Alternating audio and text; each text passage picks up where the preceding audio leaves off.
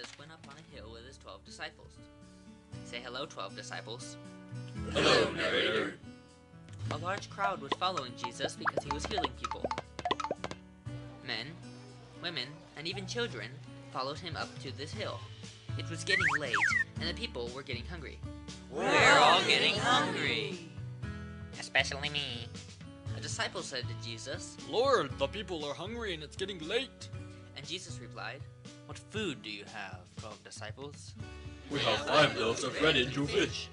That's barely enough for a sandwich for us. Even less the way Bartholomew eats. Hey. So Jesus took the food, blessed it. "Father, please bless this food," broke it into pieces, and gave it to the disciples to distribute throughout the crowd.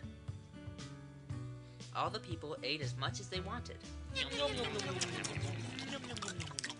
There were even leftovers. Wow, everyone here is full when there are even leftovers. So Jesus got baskets for the disciples to put leftovers in. Lord, where'd you get those from? Didn't you see me multiply the fish and bread? I can do all things. This is only one sign I show you to prove that I am the Son of God. So everyone was happy and the crowd went home for the night. There were over 5,000 people there, not even counting the women and children. Aww.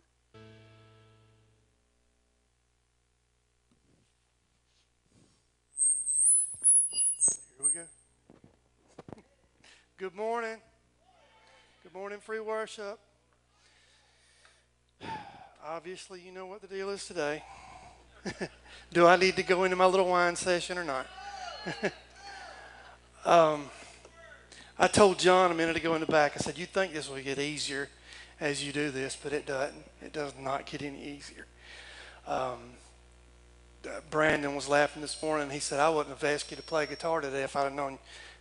This is a little hot in the monitors. And I told him, I said, being up here will probably keep my mind off of what is to come. So if I look a little pale or whatever, it's light. I don't know if you can tell or not, but it's one of those mornings. Thank you, everybody. Thank you for being here. Thank you, first-time guests. Thank you, Praise Band. They do a good job. For those of you who may not know, I like to do this. A lot of you do know me, but my name is Kip Gullidge. I am the creative pastor here. Our pastor is out of town this weekend, and it fell in my lap, unfortunately.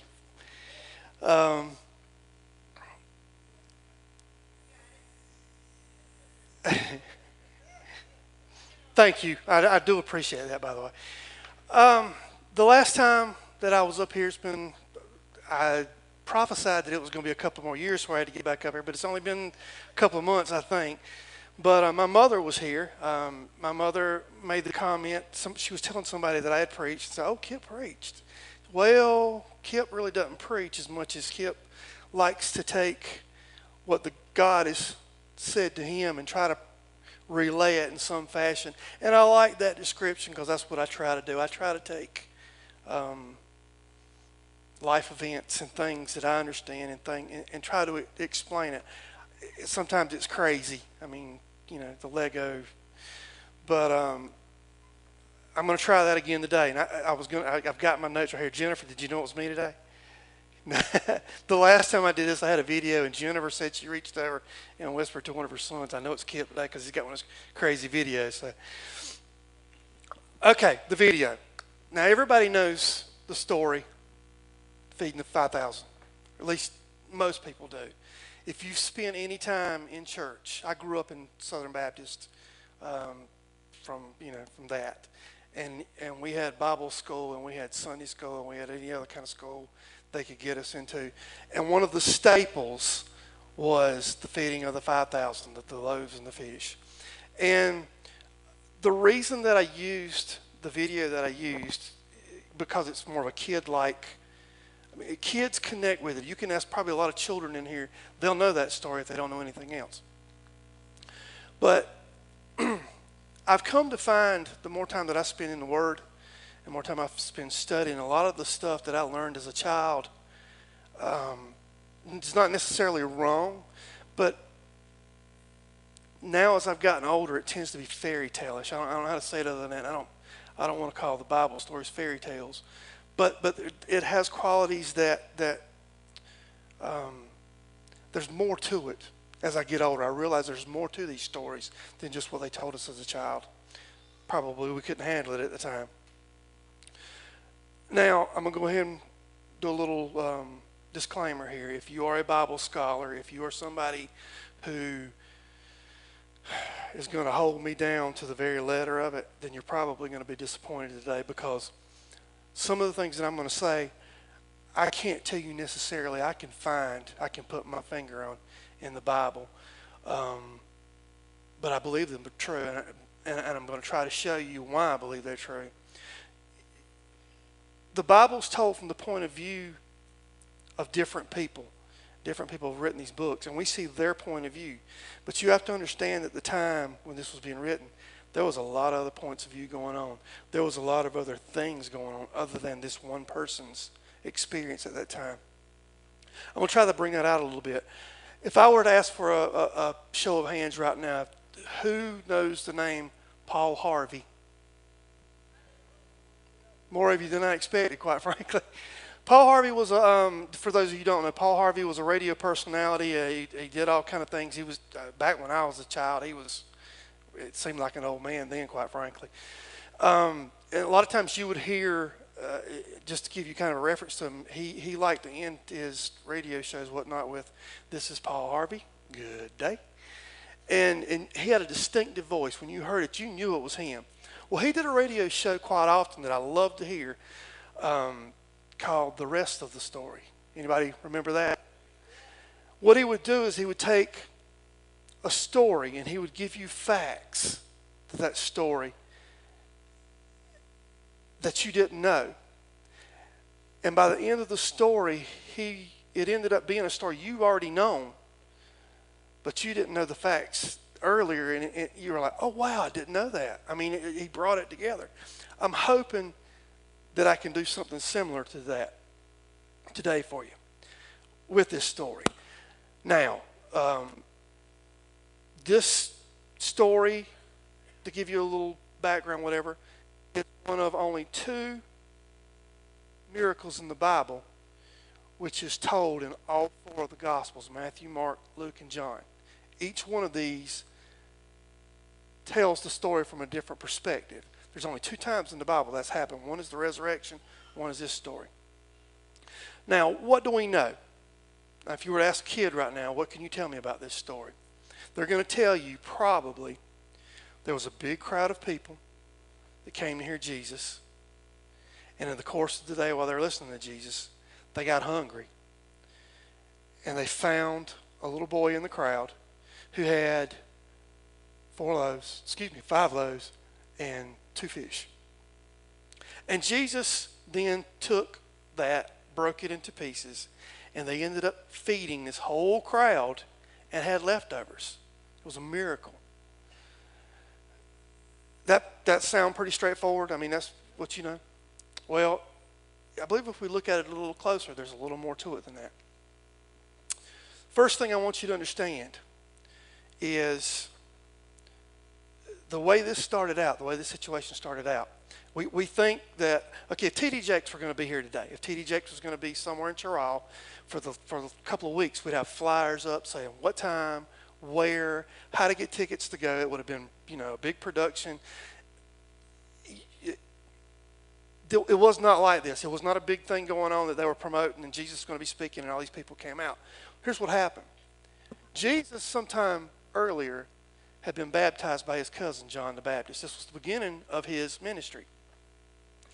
If you remember at the time, the heavens opened up, dove came down, they heard God's voice say, "This is my son who I am well pleased." Pretty monumental thing that he shared with his cousin, John the Baptist. Well, Jesus has just found out that his cousin has been killed. He's been beheaded.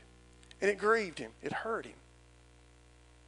And so he calls the disciples together and he said, "Listen, guys, we need a break. We need to get away for a little while. You guys, we need to talk about some things. Probably you got questions and whatnot.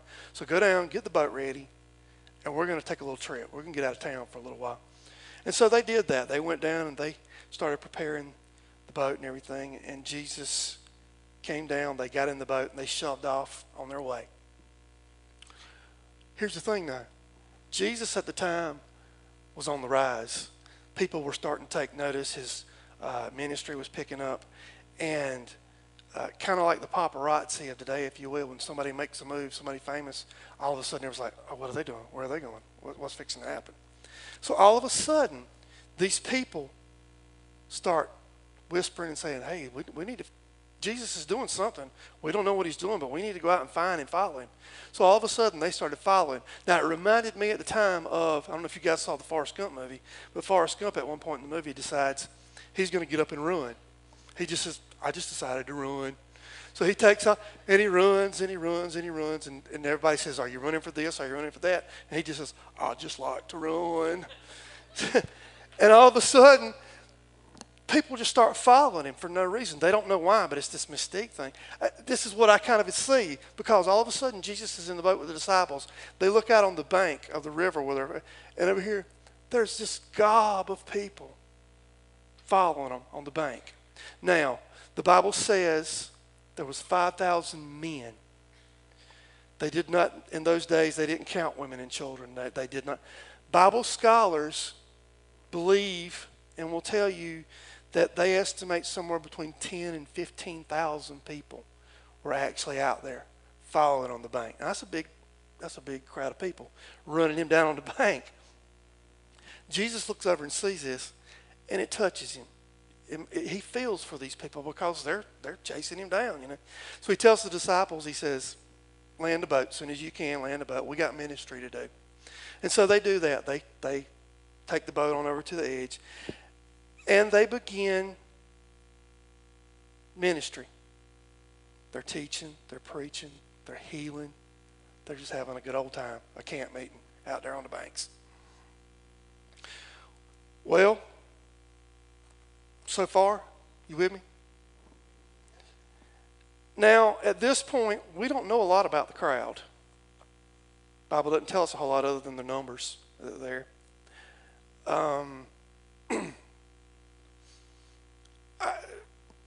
I think it was a very diverse group. You take 15, 20,000 people, there's a lot of different characters. I mean, quite frankly, there's a lot of different characters in this room right now, and we don't nearly have those numbers. So if you take that many people and you mix them up in a crowd that size, you're going to have a diverse crowd. I think if we use just general human characteristics, I think we can talk about some of the people that were in that crowd, actually. You see, I think there were people there that day who came to worship Jesus. They knew who he was. They knew what he was about. They knew what he could do. And so they genuinely came that day just to get a little bit closer to him, just to get in his presence just a little bit more into worship. I think there was that crowd was there. I also think there was a crowd there of people who were curious. They didn't necessarily know who Jesus was, but they had heard about him. They had heard all kinds of things. And they weren't quite sure who he was, or what he was, or how he fit into their life. But they knew they wanted a little bit more. They just needed to find out a little bit more about him. And so they fell up in that crowd walking along the bank. I think there was a crowd of people there that day that were hungry. Now, there were people who were spiritually hungry. Some of them didn't even know it. Sometimes we don't know when we're spiritually hungry. We know there's something missing. We just don't know what it is. But I think there was people there that were physically hungry also. You see, when I lived in Miami years ago, one of the things that I learned real quick was the homeless and the people who were scrounging to survive or whatever. They would follow where the crowd was. They would like to go to the populated areas where the tourists like to go and all that, simply because there was an opportunity there to maybe ask somebody for help. There was an opportunity there to find things drop, be it food or something valuable. There was opportunity to find food in trash cans and whatnot. But I mean, it's terrible. But I believe there was a crowd of people there that day that simply were in that crowd because they were physically hungry, and they saw that as an opportunity to fill their bellies. I think there were people there that day that the only reason that they were there is because they wanted to belong to the crowd. They saw this big wad of people moving. They didn't know why they were moving. They didn't know what was going on, but they thought, well, something's happening and I'm not missing out on this. So they fell up in the crowd and they started mingling and traveling and figuring out what was going on. Then I think there was a group of people there that day that their sole purpose for being there was to rob and to steal. Now that sounds bad, doesn't it? These people, they're here for Jesus. I mean, there were people who saw this as an opportunity to take advantage of others, be it pickpockets, be it waiting for somebody to put their, I don't think they carried purse back then, put their purse or whatnot down and snatch it when nobody's looking. But I do believe in a crowd that size, there were people there that had come to take. Now, you probably think I'm crazy. You may wonder, how in the world can you say this? Because it's not black and white. You can't find that in the Bible. You can't show me that. Number one, I think it's human character, that all these people would be in that crowd. But number two, I think it's a reflection of the church. I think if you take these people one by one, you may see yourself in there somewhere. You see, there were people there that day that came to worship. There are people here today. They've come to worship. They know Him as their Lord and Savior. They know what He can do. They know what He has done for them. And they want to get just a little bit closer to Him. There's people here today that may be here out of curiosity. They've heard about Him. They've heard their family or their friends or coworkers talk about this Jesus guy and coming to church and what it means to them. They don't know Him, but it sounds interesting. So we're going to come and sit down and we'll give it a try. We'll hear what they got to say. We'll see how it fits into our life. I think there's people here today that are hungry spiritually. Yes. There's people here today that they know they're missing something. They know they need something. They know they want something. You may not know what it is. You may know what it is. You may know what you need to do. But I also think there's people around us. There may be someone within arm's reach of you right now, believe it or not, that is physically hungry. It's amazing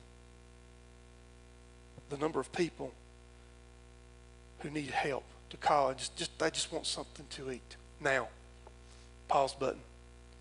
I'm going to throw this in there for good measure. The Lord put something on my heart a long time ago. I've told Chad, I'm going to do this. It's my dream, my goal, to start a food bank at this church. Here's what's going to happen. Just to give you heads up, because at one point I'm going to get up here when I've got it, and I'm speaking it now, so I have to do it, because I've talked about it long enough. I'm going to ask you at some point, it may be one Sunday out of the month, I don't know, bring me a canned good, bring me something perishable, and we're going to drop that into a bin or something. Whatever you can do, I'm going to ask you. If you're that, amen, let's do it. Then I'm asking you, let's get this put together. Let's get it done.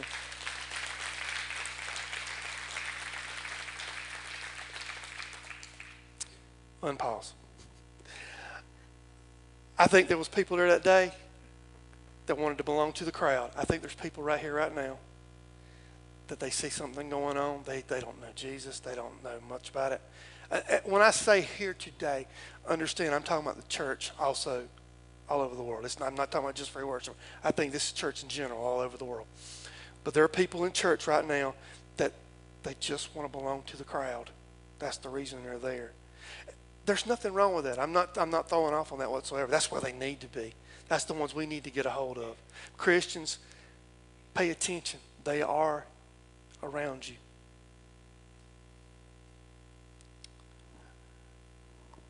Do I think there are people here to rob and steal? I have a question for you. Do you think everybody that comes in those doors up yonder is here with pure intent and good intent? Would it break your heart if I told you it's not true? Unfortunately, in our church today, there are people who come to take. They want to rob your joy. They want to rob your happiness. They want to take from you. If you're in this room, and I'm not calling any names because I don't know, but if you are in this room today, and that is your goal, please let me let you know ahead of time you are wasting your time. Because the Bible tells us no weapon formed against us will prosper. So you are wasting your time. You can either find somewhere else to go or you can get with the program. I don't care.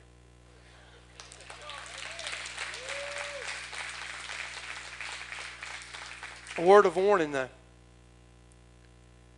It's very easy if something doesn't go your way, if your feelings get hurt, if you get mad at somebody, if you think somebody's done you wrong.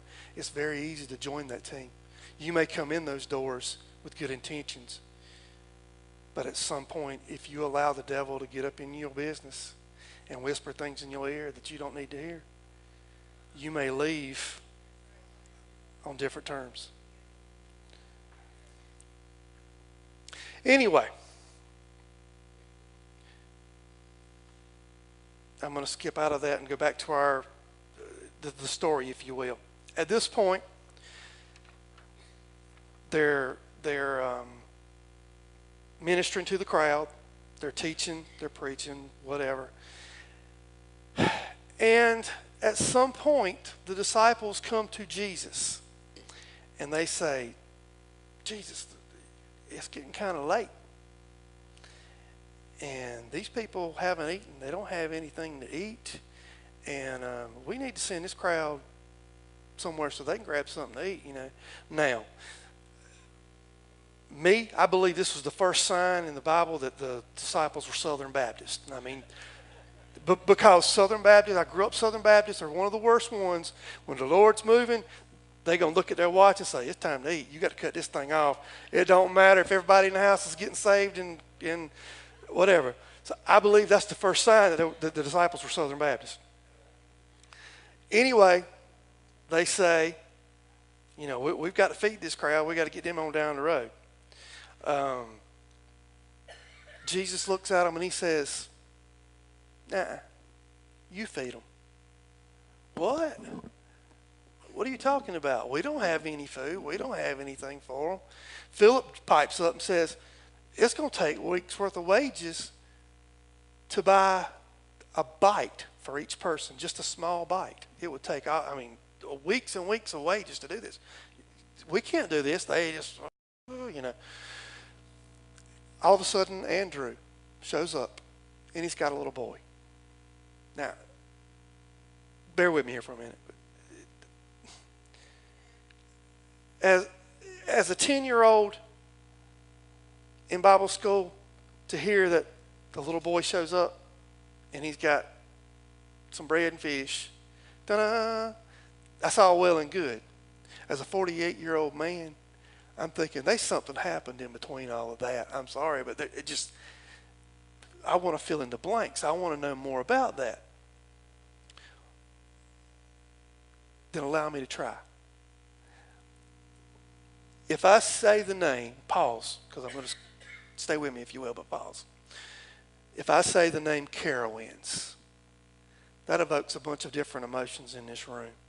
For you, and if the internet or if anybody possibly doesn't know what Carowinds is, I like to refer to it as Redneck Disney World around here because it's basically our amusement park locally. But you see what I mean? I'm young enough that I can remember when the mention of Carowinds got me excited. I'm fixing to go ride a roller coaster, or we're gonna run up and down this whatever. But I'm old enough now to know how expensive it's gonna be, how aggravating it's gonna be. I think they built the place on a volcano. I think there's a volcano in the North Carolina, South Carolina, because that has got to be the hottest place on earth when you're out there in July and August. As a kid, you don't care about that. You just, we're going to Carowinds. Now, how does Carowinds fit into this story, you ask? Well, again, as an adult, when I take my kids now and they want to eat a hot dog, I have to go out and take a second mortgage on the house to pay for $500 worth of hot dogs to feed 4 people.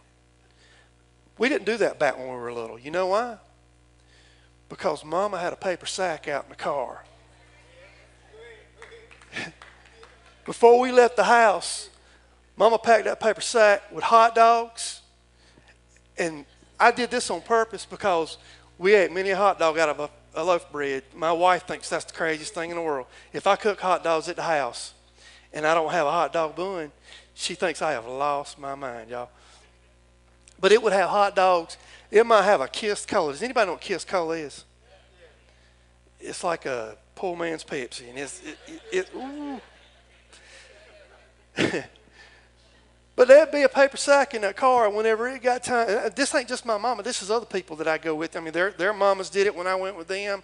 But when you got hungry, they took you through that gate, and you walked 35 miles out in the parking lot to where the car was, and you broke out on the ground, and you ate your hot dog and drank you drink out of your cup. Or sometimes you had to share the cup.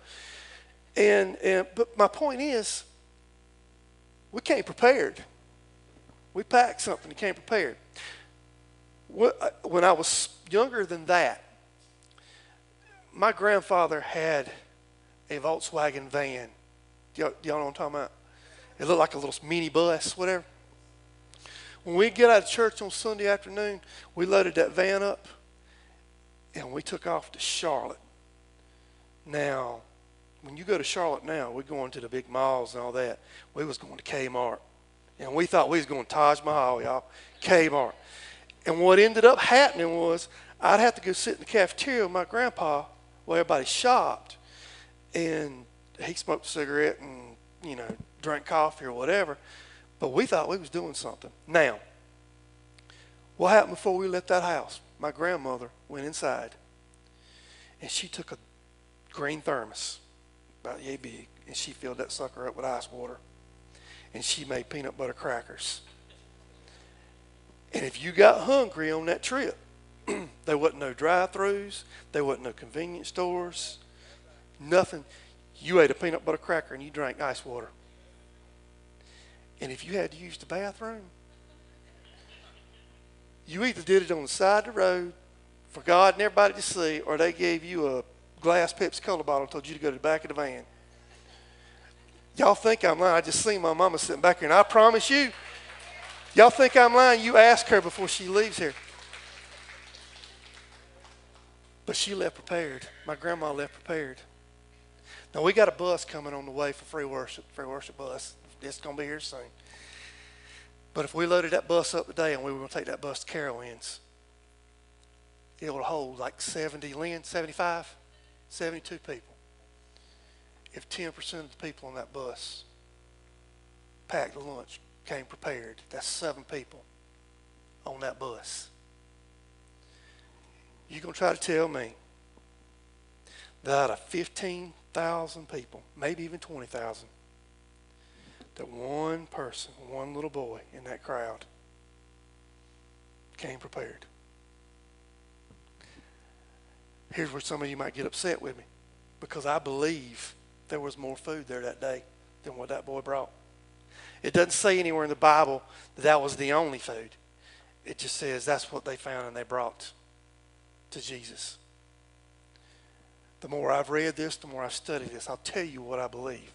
I think there were a lot of people there that day that came prepared. You see, if 1%, I took 10% of the bus, but if 1% of 15 to 20,000 people prepared that day, they'd have still had 150 to 200 people with food. So what happened? If I'm right, what happened? Well, let's take a look at the crowd again. You see, I think there were some people in that crowd that day that had food but made decisions not to share, not to, do their part. The first person I want you to take a look at that what I believe was there with food was someone that wanted to help, but it was going to take too much effort. You see, back then they didn't have cell phones. They didn't have group text. They didn't have megaphones. They didn't have billboards to put up, and I'm going to tear something up here for you. They didn't have all this stuff. Everything worked off word of mouth. They told it. You turn around and tell somebody behind you, tell you behind you, tell you behind you. I think there were some people in that crowd that may have been further back in the crowd, maybe in the very back, whatever. And all of a sudden they get this word that, hey, they're looking for some food. Jesus is asking, the disciples are asking if anybody's got any food. And I think for a minute they said, yeah, I got something. They thought, you know what? In order for me to get that to them, for them to use, I'm going to have to walk a long way. And I'm going to have to cut through this crowd, and that's going to be aggravating, and I'm going to have to put a lot of effort into it. So you know what? I'm just not going to say anything. Matter of fact, I'm going to put my little basket over here and cover it up, and they won't know that I've got anything. That way I won't have to make an effort. I think there may have been some people there that day that were prideful. What do I mean by prideful? I think maybe that they may have considered helping, whatever, but all of a sudden maybe Peter walked over to one woman and said, could you help us out? And I don't have anything. And they said, well, I would have helped, but they should have asked me before they asked her. I can't believe that they would ask her before they would ask me. So you know what? If they don't think no more of me of that, I'm not going to do anything. I'm going to take my food, and I'm going to hide it. I think there may have been people there that day that because of a lack of faith, they didn't do their part. I think whenever the word got out that they were looking for food and there was a need, I think they may have they may have been willing to, but then they thought about it and they looked at what they had and they said, we don't have a whole lot. I got enough for just me and my family. And if I give this up, or if I give even a portion of it or whatever, I'm not going to have enough. My family's not going to have enough. And I'm not real sure that they're going to be able to feed this whole crowd anyway. So I'm going to be quiet and I'm going to hide what I got, stuff it to the side, cover it up. They're not going to know about it. Then I think you got the people there that day that were just plain stingy. I think they had come that day because they thought something was going on that they could get. They're going to give me something. I'm going to get something out of this. And when the word got out that they were needing help or needing somebody to do something, I think there were people who said, who do they think they are? I came here to get something today. I didn't come here to give them what I got. How dare they think that they can tell me what I can do with what's mine? Well, again, you might ask me, how do I think this came to be? In my crazy thought process, how in the world? Well, guess what? All of that is going to happen today. It's going to happen all over the world today. Those same people are going to make those same decisions. Those decisions will be made in this room today. You see, what's going to happen at some point today, God's going to ask you to do something. I don't know what it is. That's between you and him. But God is going to ask you to do something. Now, you get to be one of these people. Are you going to be somebody that says, I'd like to help out. I'd like to do something. But you know what? It's going to take some effort on my part. I may have to give up some personal time. I may have to come down here on nights when I don't feel like it. So you know what? I'm just going to keep my mouth shut. I'm not going to do anything. There may be some people here that are prideful. Well, they asked her to do something. They didn't ask me, so I'm not going to volunteer for nothing ever again. I'm not going to do a thing around here. There's probably going to be somebody with some lack of faith. They want me to give. They want me to do this. They want me to do that. I can't do that. I barely got enough for myself. There's probably going to be some people. I hate to say this. Y'all, I hope you don't get mad at me. But there's going to be some people here that are just plain stingy. Who are they to tell me what I can do with what's mine? First of all, let me tell you, it's not yours. But who are they? How can they tell me what I need to do? Now, at this point, there's probably a lot of people grabbing their back pocket right now. And I know the pastor, he hit tithing a couple of weeks ago. And it's not about tithing. It's not. It's a big spectrum of things. It may be tithing. It may be what the Lord put on your heart. It may be taking time to show up for events. Sometimes when we have events, I miss some of y'all. I know we got things to do, but I miss some of y'all. It may be using your talents. It may be volunteering to do things, whatever. So I'm not, before you get upset with me about thinking I'm trying to get in your pocketbook, that's not the case. I've got a little story here to tell you. I use my daddy a lot whenever I preach.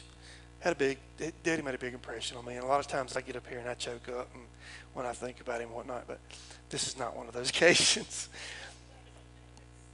One of my daddy's, probably one of his favorite times of year at his church was homecoming. Now, most people think, oh, yeah, you get to see people that you haven't seen in a while and whatnot. That wasn't Daddy's reasoning. Daddy liked to get close to the food table, even be there when people brought food, whatever. And he watched. He was very observant. And at some point, and you may be there and he's going to get you with an elbow or whatever, but he's going to say, look over yonder. She brought 3 deviled eggs. She's going to take 5 take-home plates home with her. You know? So, Mama. Don't be that person. Don't bring as little as you can so you can take as much as you can. You know? So, we've covered all those that are not in the Bible. But we haven't covered the one. Because on that day, and it's in the Bible, I can argue with you on this one. There was one that showed up. There was one that was obedient. He didn't even get counted that day because women and children were not counted. He was not even a number, yet he was obedient. He took what he had and he gave it, not knowing if he'd have any results from it or anything. They don't even name his name in the Bible. But I think the reason we hear about him is because one did so little and so much was done for it. They fed that crowd, 20,000 people. They fed them till they were full and they had 12 baskets left over just because of one obedient. I think God's trying to tell us, if I can do so much with one, just a small one, just imagine how much he could do if everybody was on the same page. Everybody was pulling the line and doing their part. This place would be busting at the seams. We would have finances to do ministry, feed people. I can tell you things that we talked about, halfway houses kind of put people in when they were homeless. But everybody's got to do their part. Now, I've left out a little part of the story because I wanted to come back to it. You see, when I was a child, I always thought, okay, they took these fish and this bread and Jesus broke it, gave it to them. They went out and somehow or another they fed all of these people. In my mind, I want to say, how do you have whatever amount you have right here? Do you look away and all of a sudden, you understand? I don't question God. I know we go on faith, but I want, all of a sudden, do they see it expand in and whatever? Well, I came across something while I was studying for this in Mark chapter, doggone it. It's in Mark, because again, you get an account for all of this. But in Mark, they say, I want to read it so bad. Here it is. It says in Mark 6, verse 41, he kept giving the bread to the disciples so they could distribute it to the people. Now, that may sound simple, but I'm going to tell you what I believe.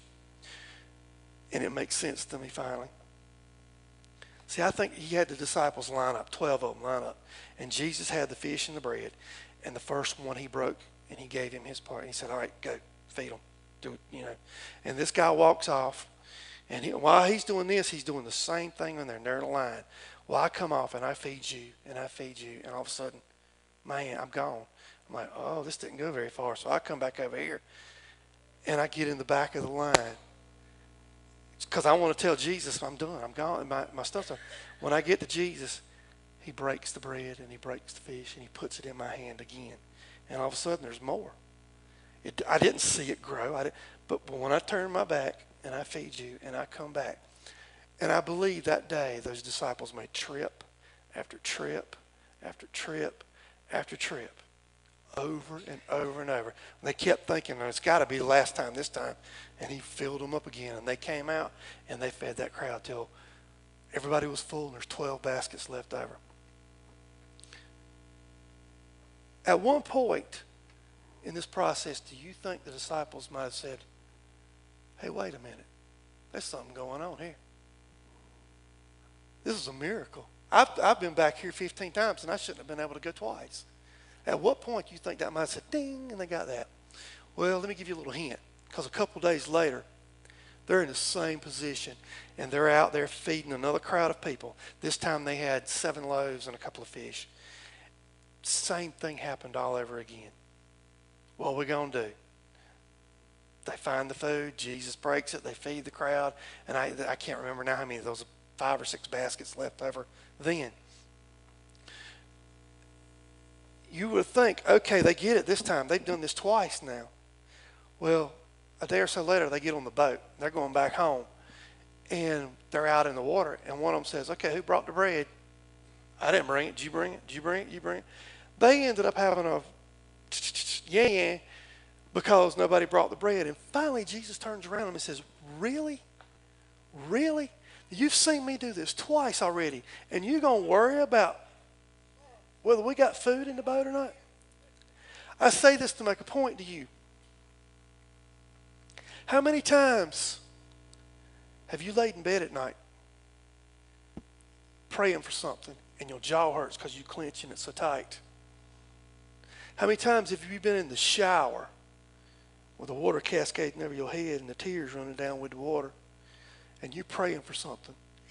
Just praying for something. How many times have you came down here on your hands and knees and got down and said, Lord, I can't make it another day. You got to do something. You got to help me make this. And guess what? You get to come back again. Maybe your miracle sometimes is given to you in pieces. Maybe sometimes he gives you a little bit at the time. You don't get to see the big picture, the big ta-da, whatever. But you walk away from him like those disciples did. And when you come back empty-handed and you think, I can't do this anymore, he's got a little bit more waiting for you. Now, I don't know if you've seen yourself somewhere in this crowd today. Chad asked me if I was going to be able to stay with the Scandal series. The definition of scandal, scandalous, if you will. Please forgive me for a second while I find it.